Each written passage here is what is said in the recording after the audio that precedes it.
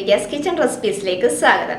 അപ്പോൾ ഇന്ന് നല്ല എളുപ്പത്തിൽ ഉണ്ടാക്കാൻ പറ്റിയ ഒരു മുട്ടക്കറിയാണ് തയ്യാറാക്കുന്നത്. നമ്മുടെ നാട്ടിലെ ചെറിയ ഹോട്ടലുകളിലൊക്കെ അപ്പത്തിന്റെയും പൊറോട്ടയുടെയും ഒക്കെ കൂടെ കിട്ടുന്ന ഒരു മുട്ടക്കറിയില്ലേ, ആ മുട്ടക്കറിയാണ് ഇന്ന് തയ്യാറാക്കുന്നത്. നല്ല എളുപ്പത്തിൽ ഉണ്ടാക്കാൻ പറ്റിയ നല്ല ടേസ്റ്റി ആയിട്ടുള്ള ഒരു മുട്ടക്കറിയാണ്. അപ്പോൾ നമുക്ക് വീഡിയോയിലേക്ക് പോകാം. അപ്പോൾ നമുക്ക് മുട്ടക്കറി തയ്യാറാക്കാം. അപ്പോൾ അതിന് വേണ്ടിയിട്ട് ചെറിയൊരു കഷ്ണം ഇഞ്ചി ഒന്ന് പൊടിയായിട്ട് അരിഞ്ഞെടുത്ത് വെച്ചിട്ടുണ്ട്. 4 അല്ലി വെളുത്തുള്ളി എടുത്തിട്ടുണ്ട്, അതും ചെറുതായിട്ടൊന്ന് അരിഞ്ഞു വെച്ചിട്ടുണ്ട്. അപ്പോൾ ഇഞ്ചിയും വെളുത്തുള്ളിയും വേണമെങ്കിൽ നീളത്തിൽ അരിഞ്ഞിട്ട് എടുക്കാം. പിന്നെ ഒരു പച്ചമുളക് എടുത്തിട്ടുണ്ട്. ഇതിലേക്ക് നമ്മളിനി മുളക് പൊടി ചേർക്കുന്നുണ്ട്, അതുകൊണ്ടാണ് ഒരു പച്ചമുളക് എടുത്തിരിക്കുന്നത്.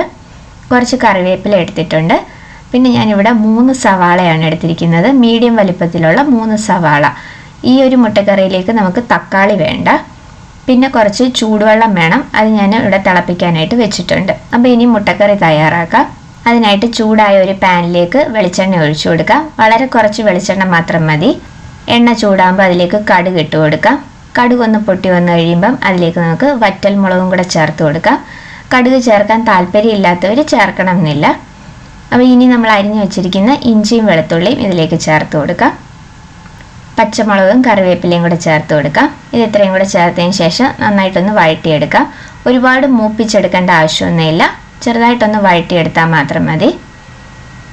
ഇനി ഇതിലേക്ക് നമ്മൾ അരിഞ്ഞു വെച്ചിരിക്കുന്ന സവാളയും കൂടെ ചേർത്ത് കൊടുക്കാം.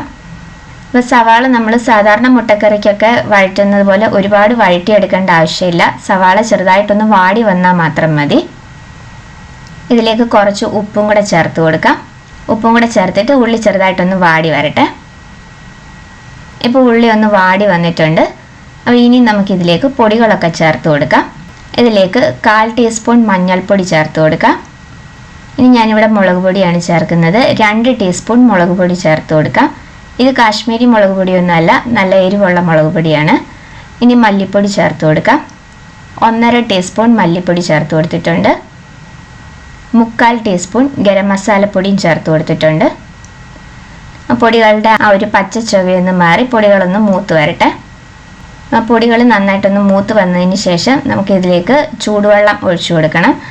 ഉള്ളി നമ്മൾ ഒരുപാട് വഴറ്റിയിട്ടൊന്നും അല്ലല്ലോ എടുത്തിരിക്കുന്നത്, അതുകൊണ്ട് നമ്മൾ വെള്ളം ഒഴിച്ചിട്ട് ആ വെള്ളത്തിലാണ് ഈ ഉള്ളി നന്നായിട്ട് വേവിച്ചെടുക്കുന്നത്.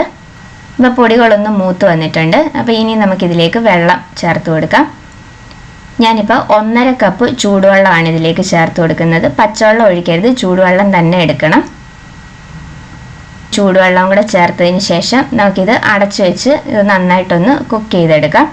അപ്പോൾ ഇനി ഈ വെള്ളത്തിൽ കിടന്ന് നമ്മുടെ ഉള്ളി നന്നായിട്ടൊന്ന് വെന്ത് വരട്ടെ.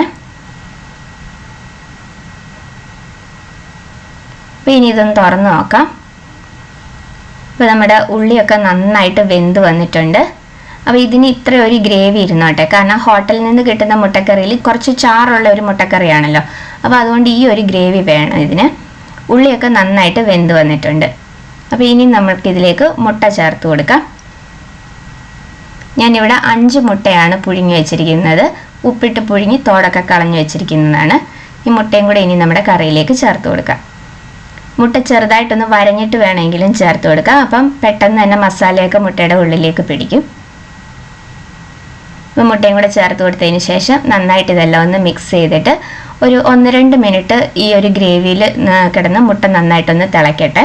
അപ്പോൾ ആ മസാലയൊക്കെ മുട്ടയിലേക്ക് നന്നായിട്ടൊന്ന് പിടിച്ചു വരികയും ചെയ്യും.